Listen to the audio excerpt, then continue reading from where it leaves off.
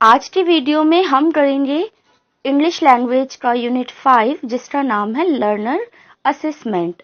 तो ये आपकी जो लैंग्वेज सब्जेक्ट है इंग्लिश, इसका आखिरी यूनिट है जिसके बाद आपका फर्स्ट ईयर का पूरा सिलेबस खत्म हो जाता है, क्योंकि बाकी सभी सब्जेक्ट्स के सारे यूनिट्स मतलब 1 से लेके 5 तक सारे यूनिट्स मैं करा चुकी हूँ और नोट्स भी जो है वो वीडियो में ही प्रोवाइडेड है, तो आप वहां से नोट्स बना सकते हैं, समझ सकते हैं यूनिट्स को। तो चलिए शुरू करते हैं इस वाले यूनिट को, यूनिट 5। ये बेसिकली पूरा यूनिट जो है वो असेसमेंट पर है, यानी मूल्यांकन पर है। जैसा कि हमने बाकी के सब्जेक्ट्स में भी इस टॉपिक को किया है। मूल्यांकन जो कि आता था हमारा सतत और व्यापक, हिंदी में अभी तक हमने किया, क्योंकि हमने हिंदी मीडियम का कोर्स सब सारा कंप्लीट किया है, तो वहां पर हम इसको सतत और व्यापक मूल्यांकन की तरह पढ़ते थे। तो चलिए आज इंग्लिश में पढ़ते हैं क्या क्या है इस टॉपिक के अंदर। और हाँ, एग्जाम्स में इस वाले यूनिट में से बहुत क्वेश्चंस आते ही आते हैं। तो यूनिट का नाम है लर्नर असेसमेंट। चलिए, असेसिंग स्पीकिंग एंड लिसनिंग। तो सबसे पहले हम किस चीज का मूल्यांकन करेंगे भाई? स्पीकिंग का और लिसनिंग का। इसमें भी हम स्पीकिंग यानी हम बच्चे की बोलने की क्षमता, वाक क्षमता, और लिसनिंग श्रवण शक्ति, इन दो चीजों का मूल्यांकन करना है हमें, असेस करना है हमें। तो इसके लिए हम सबसे पहले करेंगे इंटरव्यू। इंटरव्यू से क्या होता है, बच्चा बोलेगा तो हमें उसकी वाक क्षमता पता चल जाएगी। और लिसनिंग यानी हम जो उससे क्वेश्चन पूछेंगे तो वो उस क्वेश्चन को कितना सुन रहा है और समझ पा रहा है, ये चीज भी इंटरव्यू से क्लियर हो जाती है। तो इंटरव्यू क्या होता है इसके बारे में हमें थोड़ा बहुत लिखना पड़ेगा, सिर्फ इंटरव्यू लिखकर तो नहीं छोड़ सकते, इसको इलेबोरेट भी करना पड़ेगा अगर क्वेश्चन आता है कि स्पीकिंग और लिसनिंग को आप कैसे असेस करेंगे। तो इंटरव्यू क्या है? Formal and can informal interviews can be part of the classroom. एक क्लासरूम में आप फॉर्मल और इनफॉर्मल कैसा भी इंटरव्यू ले सकते हैं। This is a kind of oral information gathering among the students. कि स्टूडेंट्स के द्वारा जो ओरली हम इंफॉर्मेशन गैदर करते हैं, ये उसका एक तरीका है। Which can be use to assess their speaking and listening skill, जिससे हमें उनकी स्पीकिंग और लिसनिंग स्किल का पता चल जाएगा। अगला हमारा है story retelling.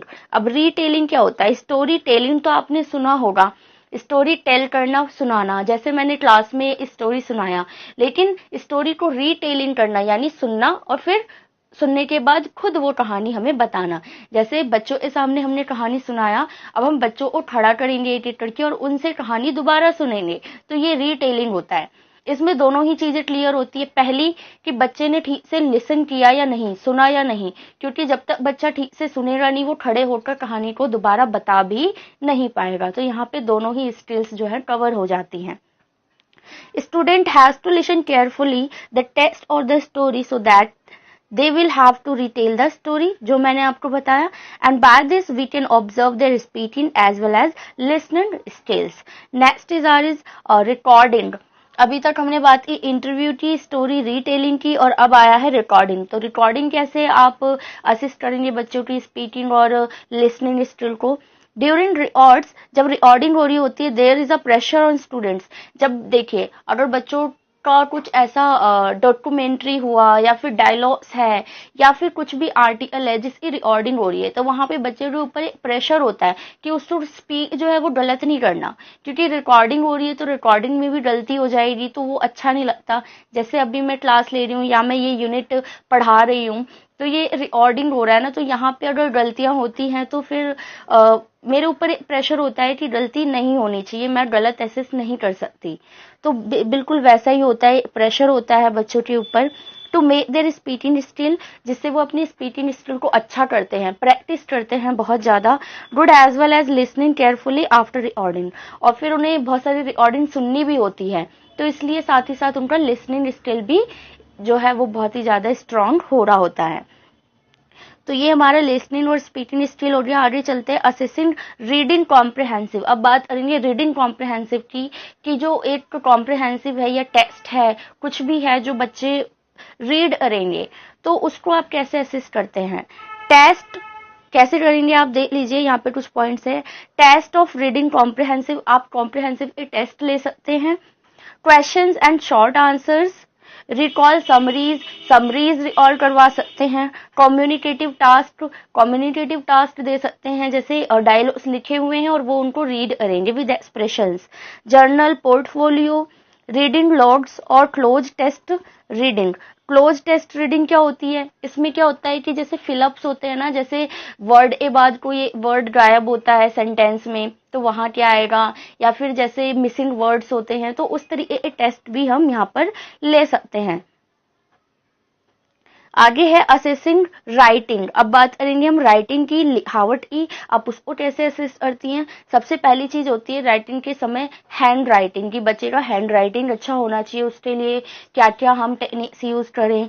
Second thing spelling, जब बच्चा कुछ राइट कर रहा है तो वो स्पेल गलत ना करे, स्पेलिंग उसकी सही होनी चाहिए। राइटिंग स्किल, उसकी राइटिंग स्किल अच्छी होनी चाहिए। Informal feedback from teacher, teacher के द्वारा इनफॉर्मल फीडबैक भी बच्चे को दिया जाना चाहिए ताकि वो और बेटर कर सके अपनी परफॉर्मेंस को। और करेक्शन ऑफ द स्टूडेंट्स, वो जो बच्चे ने काम किया उसकी करेक्शन जरूर करें, क्योंकि राइटिंग के टाइम पे बच्चे बहुत गलतियां करते हैं, देखकर भी गलत उतारते हैं। तो अगर हम बिना देखे बिना समझे कॉपी चेक कर देते हैं या फिर उनकी करेक्शन नहीं करते गलतियों की, सिर्फ गोला लगा के छोड़ दिया, हमने करेक्ट वर्ड नहीं लिखा, तो बच्चा आगे भी वही गलती करेगा। इसलिए करेक्शन बहुत जरूरी है। मेजरिंग प्रोग्रेस, और उनकी प्रोग्रेस को भी टाइम टू टाइम हमें मेजर करना होता है। नेक्स्ट टॉपिक है हमारा रेमेडियल टीचिंग। अब उपचारात्मक टीचिंग क्या है? हमने प्रॉब्लम्स तो देख ली बच्चे को, कहाँ कहाँ क्या क्या प्रॉब्लम्स हो सकती हैं, तो ऐसे में हमें रेमेडियल टीचिंग कैसे करनी होगी, रेमेडी कैसे हम देंगे? सबसे पहली बात, रेमेडियल टीचिंग होती क्या है? एरर एनालाइजिंग, कि बच्चों की गलतियों को एनालाइज करना। Attitude toward error and mistake in second language learning, क्योंकि आपको पता है कि सेकंड लैंग्वेज है यहाँ पे बच्चों की इंग्लिश, तो गलतियां करना बिल्कुल ही सामान्य बात है। ऐसा नहीं है कि हमारी ये मातृभाषा है कि हमें जन्म से ही आना चाहिए या बच्चे को आना चाहिए, हम ये एक्सपेक्टेशन नहीं रखते बच्चों से। तो ऑफ कोर्स गलतियां यहाँ पे होंगी, इसलिए हमें रेमेडीज भी प्रोवाइड करनी होगी। और developmental education, basic skills education, compensatory education, preparatory education and academy upgrading। तो जो रेमेडियल टीचिंग है वो इन चीजों के लिए इंपॉर्टेंट है। दूसरी चीज, remedial education is assigned to assist students in order to achieve expected competencies in core academy skills such as literacy and numeracy. अगर हम रेमेडियल देते हैं, रेमेडीज देते हैं बच्चों को, तो उनको असिस्ट करना इजी हो जाएगा, है ना, और जो वो अचीव कर पाएंगे जो भी उनसे एक्सपेक्ट किया जा रहा है, या फिर जो कंपटीशन का लेवल होता है वो वहां पे कॉम्पिटिट कर पाएंगे खुद को। तो ये 2 पॉइंट्स ऐसे हैं कि क्यों जरूरी है रेमेडीज। सेकंड थिंग की जो मिस्टेक है, जो गलतियां करते हैं बच्चे, generally speaking is a choice that turns out to be wrong, कि जब बच्चा गलत, सेकंड लैंग्वेज है तो ऑफ कोर्स टोन में भी उनकी गलतियां हो जाती हैं, और वो बोलते समय गलत बोलता है, दैट्स मीन वो लिखता भी फिर उसको गलत ही है। तो रेमेडियल क्लासरूम में आप क्या क्या काम करेंगे, इंपॉर्टेंट ये है, ये आपके लिए ज्यादा इंपॉर्टेंट है। ये सब इंट्रोडक्शन था थोड़ा कि क्यों जरूरी है। तो सबसे पहले रेमेडियल क्लासरूम में आपको करना होगा इम्प्रूव लर्निंग स्किल। आप लर्निंग स्किल पर जो है इम्प्रूवमेंट करेंगे बच्चों के साथ, and rectify the particular problem area इन स्टूडेंट के अंदर जो पर्टिकुलर एरिया जहाँ पे उनकी कमजोरी है उसे पकड़ना। उसके बाद इंडिविजुअलाइज टीचिंग करेंगे, यानी कि इंडिविजुअलाइज का मतलब होता है एक बच्चे, जरूरी नहीं है कि आपने कुछ क्वेश्चन कराया, फिर आपने पूछा बच्चों आपको आ गया, आपको आंसर आया यस मैम, हो सकता है उस बीच में किसी बच्चे ने नो मैम कहा हो या कुछ भी ना कहा हो, तो ऐसे में जब मेजॉरिटी ने कह दिया हो कि हाँ आ गया, आप छोड़ देंगे उस टॉपिक को? बिल्कुल नहीं, क्योंकि यहाँ पे इंडिविजुअलाइज टीचिंग करनी है, आपको हर एक बच्चे पे ध्यान देना है। अगर एक बच्चे को भी समझ में नहीं आया है तो फिर आपको या तो अलग से उन्हें सिखाना है या फिर दोबारा से रिपीट करनी है चीजें, ये होना चाहिए, ये होगा, ठीक है। नेक्स्ट थिंग है टॉट इन ग्रुप्स वाइज जो है आप पढ़ाई कराइए। आइडेंटिफाइंग स्लो लर्नर्स, आपको आइडेंटिफाई करने होंगे क्लास में आपके स्लो लर्नर कौन से हैं, ताकि आप उन पर विशेष ध्यान दे सके या रेमेडीज दे सके। Providing necessary help and guidance, use different techniques, computer, TLM, जो भी आपको लगता हो अप्रिशिएटेड हो बच्चों के लिए आप वो यूज कीजिए, क्योंकि क्लास और क्लासरूम के बच्चे पूरी तरीके से आपके हो जाते हैं उस टाइम पे। आप किसी भी तरीके से उनको समझाइए, पढ़ाइए, किसी भी TLM का प्रयोग कीजिए, कहानी, कविता, उदाहरण, एग्जाम्पल, कुछ भी। पॉजिटिव बिहेवियर और मोटिवेशन रखना है आपको बच्चों के लिए, क्योंकि छोटे बच्चे होते हैं तो उनको पढ़ाई, बोरिंग और बातें और कहानियां सुनना ज्यादा पसंद होता है, तो इन चीजों से उनको मोटिवेट करते रहना चाहिए ताकि वो पढ़ाई की तरफ भी ध्यान दें। अ जॉयफुल एनवायरनमेंट होना चाहिए क्लास का। तो ये सारी रेमेडीज अगर आप प्रोवाइड करते हैं अपनी क्लास में तो बिल्कुल आपके जो क्लास के बच्चे होंगे वो आगे बढ़ेंगे, किसी भी चीज में पीछे नहीं रहेंगे। नेक्स्ट टॉपिक है हमारा टीचर्स डायरी। जो टीचर डायरी होती है उसके अंदर anecdotal record using portfolio for subjective assessment, ये दो चीजों की बात करेंगे। सबसे पहले टीचर डायरी क्या होती है ये देख लेते हैं। और teacher diary is a diary where a teacher record what happen in their classes and their thought about it. कि वो टीचर डायरी अटेंडेंस वाली डायरी नहीं है जिसमें एब्सेंट प्रेजेंट लिखते हैं, no. Teacher diary is a diary जिसमें class में क्या क्या हैपन हुआ, अच्छा बुरा, वो और आपने क्या ऑब्जर्व किया, वो सारी बातें आप वहां पे लिखते हैं। Teacher diaries are use as development tool. मान लीजिए आपने आपकी क्लास में कुछ आज गलत हुआ तो आपने उसको लिखा, ऑब्जर्व किया कि नेक्स्ट टाइम यहाँ पे क्या होना चाहिए था और इसे कैसे हैंडल किया जाए। तो ये एक तरह से टूल होगा आपके लिए कि अगर दोबारा ऐसी कोई सिचुएशन होती है तो आप तुरंत एक्शन ले पाएंगे। इसका एग्जाम्पल देख लीजिए। After a class that went badly, मान लीजिए आपकी कोई क्लास आपने ली जो बहुत ही बुरी रही, बैड गई, and the teacher makes notes in her diary. Teacher क्या करेगा, डायरी में नोट्स बनाएगा अबाउट व्हाट हैपेंड, जो भी हुआ, what she thought the causes were, और फिर वो ये भी लिखेगा कि उस एक कारण क्या थे कि बुरा हुआ मेरे साथ क्लास में, या क्लास में जो भी बुरा हुआ उसके लिए, ideas about how to change them, और आइडियाज की इसको ठीक कैसे किया जा सकता है, and a short action plan, और एक छोटा सा एक्शन प्लान भी लिखेंगे कि ऐसे सिचुएशन में क्या करना होगा, जैसा कि मैंने ऊपर आपको समझाया। अब चलते हैं एनेक्डोटल रिकॉर्ड की तरफ। बड़ा ही ये जो वर्ड है काफी इंपॉर्टेंट है, सीटेट ए पेपर में भी एनेक्डोटल रिकॉर्ड क्वेश्चंस आते हैं। तो देख लीजिए, ये होता है anecdotal record is a like a short story. ये शॉर्ट स्टोरी की तरह होता है that educator use to record a significant incident that they have observe. एक टीचर जो है वो सिग्निफिकेंट जो इंसिडेंट कुछ भी होता है छोटा सा शॉर्ट स्टोरी की तरफ उसको लिख लेता है। इसकी जो डेफिनेशन है हमारे आर लुइस ने दिया था। इन्होंने कहा an anecdotal record is a report of a significant episode in the life of a student. Student की लाइफ में जो सिग्निफिकेंट रिकॉर्ड है वो उसको रिकॉर्ड करके रखता है।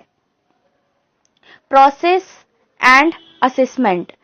अब ये देख लीजिए कि जो असेसमेंट है वो उसको वो उसकी प्रक्रिया यानी प्रोसेस कैसा होना चाहिए, क्या क्या चीजें होनी चाहिए उसके अंदर। सबसे पहली चीज है यहाँ पर फोकस हो। आइडेंटिफाई, आप उसमें बच्चों को आइडेंटिफाई कर पाते हैं किसमें क्या क्या कमियां हैं। राइट, आप उसको लिखते हैं। ट्रांसफर करते हैं, इवेल्युएट करते हैं बच्चों को, फिर समराइज करते हैं और लास्ट में रिकमेंड करते हैं। तो ये सारी चीजें जो है आपके प्रोसेस एंड असेसमेंट के अंदर आती हैं। नेक्स्ट हमारा टॉपिक है जो पोर्टफोलियो, इसको भी कर लेते हैं। पोर्टफोलियो क्या है? A student portfolio is a systematic collection to student work and related material that depicts a student activity, accomplishment and achievement in one or more school subjects। अब क्या पोर्टफोलियो बच्चे का रिकॉर्ड है जिसमें उसकी पढ़ाई से संबंधित सारे मटेरियल होते हैं, उसकी एक्टिविटीज होती है, उसने कौन कौन सी एक्टिविटी में पार्टिसिपेट किया, कहाँ पे उसे ए मिला, कहाँ उसे A+ मिला है, उसके सब्जेक्ट में कैसे मार्क्स हैं, मैथ में कमजोर है, हिंदी में कैसा है, इंग्लिश में कैसा है, ये सारी चीजें वहां पर मतलब लिखी हुई होती हैं पोर्टफोलियो के अंदर। जब किसी भी बच्चे हम पोर्टफोलियो उठाते हैं, जैसे कि नया टीचर कोई क्लास लेता है तो वो बच्चों के पोर्टफोलियोज देखता है, फिर समझ जाता है कि ये क्लास जो है किस लेवल पर स्टैंड कर रही है, उसी हिसाब से वो अपनी टेक्निक्स वहां पे लगाता है। यूज एंड एडवांटेजेस जो भी हैं मतलब पोर्टफोलियो की यूजेस क्या है या फिर एडवांटेजेस क्या क्या है, दोनों एक ही बात है। ये पढ़ लेते हैं, कई बार ये पेपर में क्वेश्चन आता है यूज या फिर एडवांटेजेस, तो आपको दोनों ही सूरतों में एक ही आंसर लिखना है, वो ये है promoting student to self evaluation, reflection and critical thinking. कि पोर्टफोलियो द्वारा बच्चों को आप सेल्फ इवेल्युएशन समझा सकते हैं, रिफ्लेक्शन और उनकी क्रिटिकल थिंकिंग को भी हम बढ़ावा दे सकते हैं। Meaning performance based on genuine samples of the student work. इससे क्या होता है, हम मेजर कर पाते हैं बच्चे की जेन्युइन वर्क को और उसके सैंपल को, क्योंकि हमने उनको सामने से करते हुए नहीं देखा, पर पोर्टफोलियो में हमने देखा है। वहां पे हमने फोटो भी देखी कि बच्चे ने रेस में जीता था, तो उसकी फोटो भी वहां पर है, क्योंकि पोर्टफोलियो में फोटोज भी लगाते हैं ना। ये पोर्टफोलियो हमने कई सब्जेक्ट में पढ़ा है पहले भी। Flexibility in measuring how student accomplish the learning goals, कि वो कैसे अपने गोल्स को अचीव करेंगे। Giving students the opportunity to have extensive input into the learning process. हाँ जी बिल्कुल। आगे facilitating cooperative learning activities including peer evaluation and tutoring. तो ये सारी चीजें जो है यूजेस या फिर एडवांटेजेस हो सकते हैं हमारे पोर्टफोलियो के। आगे चलते हैं। पोर्टफोलियो जो है as an subjective assessment tool, इसको हम सब्जेक्टिव असेसमेंट टूल की तरह कैसे यूज करें, तो ये मैंने अलग से बता दिया है। बाकी जो ऊपर वाले पॉइंट थे 5, वो भी यहाँ पे आ सकते हैं। अगर 10 नंबर का क्वेश्चन आता है तो ऊपर के 5 पॉइंट और ये वाले जो ये 4-5 पॉइंट हैं, इन्हें आप मिक्स करके लिखेंगे, कोई अलग चीज नहीं है, दोनों एक ही चीजें हैं। यहाँ पे सिर्फ इतना पूछ लिया कि सब्जेक्टिव असेसमेंट और टूल कैसे है, ये तो ये भी तो इसका यूज और एडवांटेज ही हुआ ना। तो देख लीजिए, replace the traditional paper pencil type test, कि पोर्टफोलियो ने जो हमारा परंपरागत तरीका था पेपर पेंसिल वाला, उसको रिप्लेस कर दिया है। One type of assessment tool that can be used very effectively is the student portfolio. ये टाइप का ऐसा टूल है, बहुत ही इफेक्टिव है, जो कि पोर्टफोलियो है। इसमें जो है चित्र भी होते हैं और रिकॉर्ड्स भी होते हैं, ग्रेड्स भी होते हैं, बहुत सारी चीजें यहाँ पर होती हैं। Portfolio is very subjective from for assessment of subject, कि अगर सब्जेक्ट का असेसमेंट करना हो तो ये भी बहुत ही यूजफुल है। हर सब्जेक्ट की जानकारी वहां पर होती है, हर एक्टिविटी की जानकारी होती है कि बच्चा कौन सी एक्टिविटी में किस तरीके से पार्टिसिपेट करता है या इंटरेस्ट लेता है। Occurs in the child's natural environment, ये बच्चे के नेचुरल इन्वायरमेंट से लिया होता है। Gives hands on information to the teacher on the spot जो है जानकारी मिल जाती है। Invite the child to be reflective about his या हर वर्क एंड नॉलेज, हम बच्चे को भी इससे उनकी जो है प्रोग्रेस के बारे में बताते हैं कि आपने कितना कहाँ पे किया है, आपको कहाँ पे जरूरत है और करने की, ये सारी चीजें। नेक्स्ट इज आर CCE, आ गया ना जो मैंने पहले बताया था, व्यापक और सतत वाला concept of implication tool and techniques.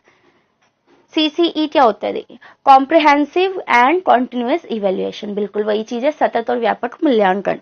तो कॉन्सेप्ट देख लेते हैं सबसे पहले। The continuous and comprehensive evaluation was initiated based on the recommendation to reform education evaluation practices in school education by National Curricular for Elementary and Secondary Education a framework 1988। तो 1988 जो framework आया था हमारा सेकेंडरी एजुकेशन वाला, वहां पे इसको initiate किया गया था हमारा कॉम्प्रिहेंसिव और कॉन्टिन्यूअस इवेल्युएशन को। इसमें क्या क्या बातें की गई थी वो देख लीजिए। Using grades instead of marks, कि मार्क्स की जगह पे हमें ग्रेड्स देने हैं, क्योंकि कई बार मार्क्स अगर कम लो ज्यादा होते हैं, बच्चों को पता चल जाता है तो उनके ऊपर बुरा इम्पैक्ट पड़ता है, तो हम ग्रेड्स देते हैं A+, B स्टार ऐसे करके। दूसरी चीज, encourage and motivate student to be positive in their attitude, कि ये उनके एटीट्यूड को पॉजिटिवली लेकर जाता है। It emphasis the better teacher judgment without bias, इसमें कोई बायसनेस नहीं हो पाती है। Improvement of student learning throughout the schooling process, जितना भी स्कूलिंग प्रोसेस होता है थ्रू आउट बच्चा जो है वो इम्प्रूव करता है। Reduce stress and anxiety which often builds during and after the exam से पहले और बाद में जो घबराहट बच्चे को हो रही होती है, ये उसको भी कम करता है।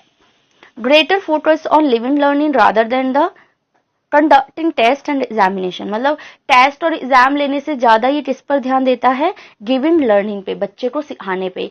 बच्चे के कम मार्क्स आए हैं इसका ये मतलब नहीं है कि बच्चा कमजोर है या बच्चा कुछ कर नहीं सकता, क्योंकि हमें फोकस करना है ज्यादा से ज्यादा सिखाने पे। ना कि उसको बार बार हम ये कहेंगे आप इतने नंबर आए हैं, आपके इतने नंबर आए हैं। इससे बच्चा डाउन होता जाता है।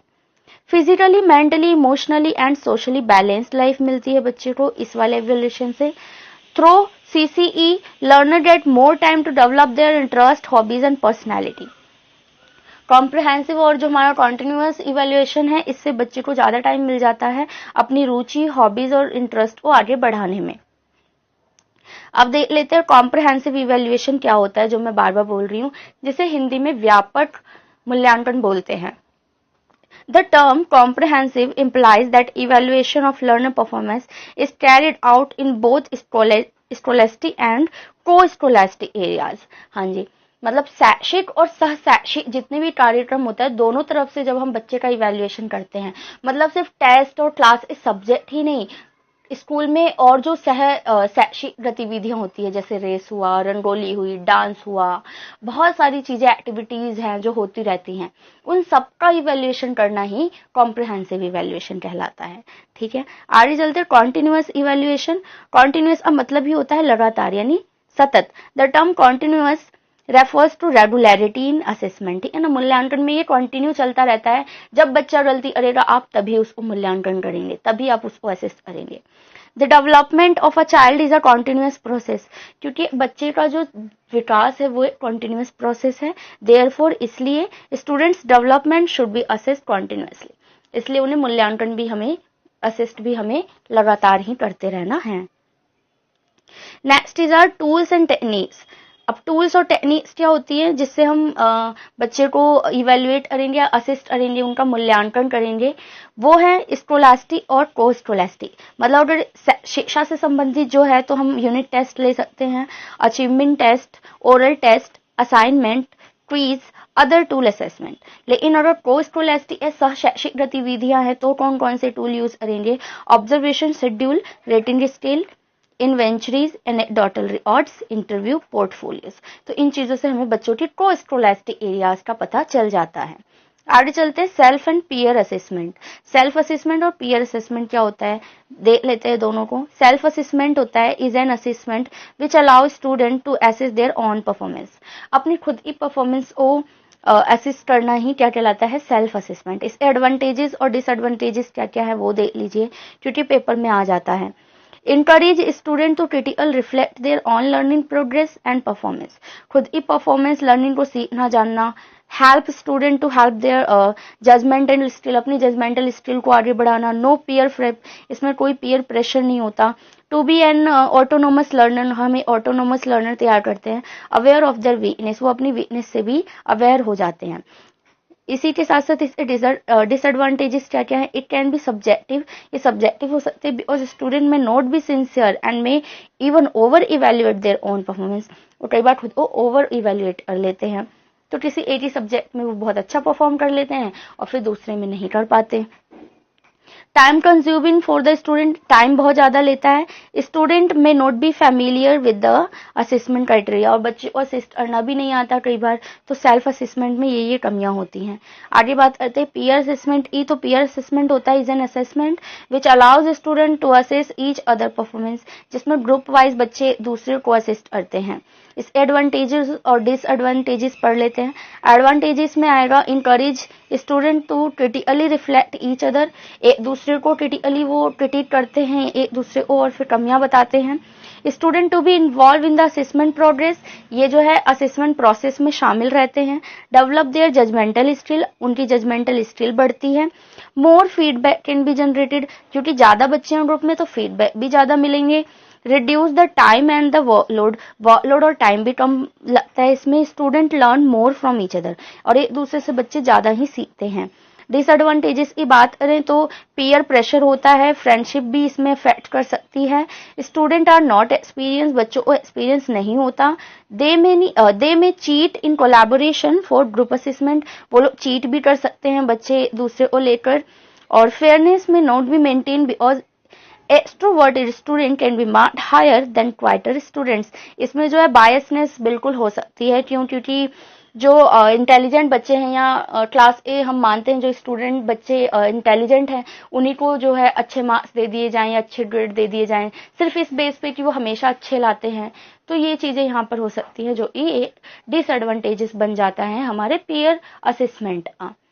तो ये हमारा यूनिट 5 था, काफी बड़ा था, तो खत्म होता है यहाँ पे। साथ ही साथ हमारा फर्स्ट ईयर का कोर्स भी खत्म होता है। तो आप लोग एग्जाम्स के लिए तैयारी करें। All the best to all of you.